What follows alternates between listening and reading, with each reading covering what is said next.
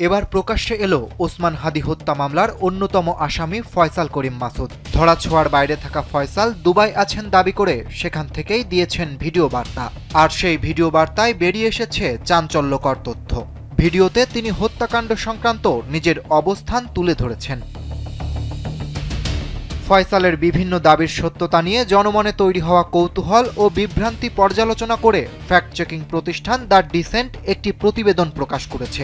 বুধবার প্রকাশিত প্রতিবেদনে দ্য ডিসেন্ট নিশ্চিত করেছে যে ছড়িয়ে পড়া ভিডিওটি কৃত্রিম বুদ্ধিমত্তা এআই দ্বারা তৈরি নয়। দ্য ডিসেন্ট ফয়সাল করিমের বাস্তব চেহারা ও মুখভঙ্গির সঙ্গে ভিডিওর দৃশ্যের পূর্ণ সাযুজ্য পেয়েছে।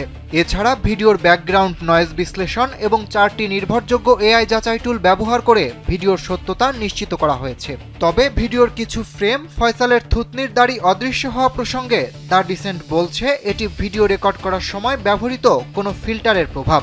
এই কারিগরি ত্রুটি পুরো ভিডিওকে এআই সৃষ্টি প্রমাণ করে না।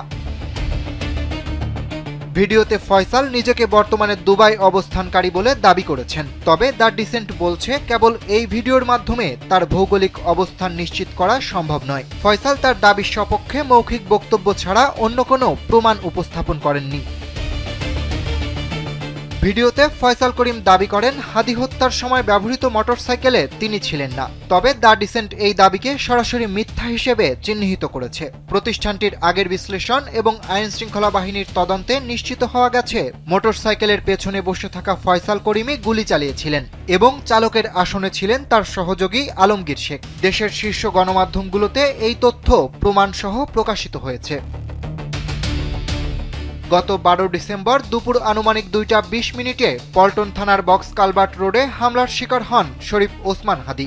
মতিঝিল মসজিদ থেকে জুমার নামাজ শেষে সোহরাওয়ার্দী উদ্যানের দিকে যাওয়ার পথে মোটরসাইকেল থেকে তাকে লক্ষ্য করে গুলি চালানো হয়। গুরুতর আহত অবস্থায় তাকে ঢাকা মেডিকেল কলেজ হাসপাতাল ও পরে এভারকেয়ার হাসপাতালে নেওয়া হয়। 15 ডিসেম্বর তাকে সিঙ্গাপুর পাঠানো হয়। সিঙ্গাপুর জেনারেল হাসপাতালে চিকিৎসাধীন অবস্থায় 18 ডিসেম্বর রাত 9টা 45 মিনিটে তিনি মারা যান। অরিত্র বাসু, কালবেলা।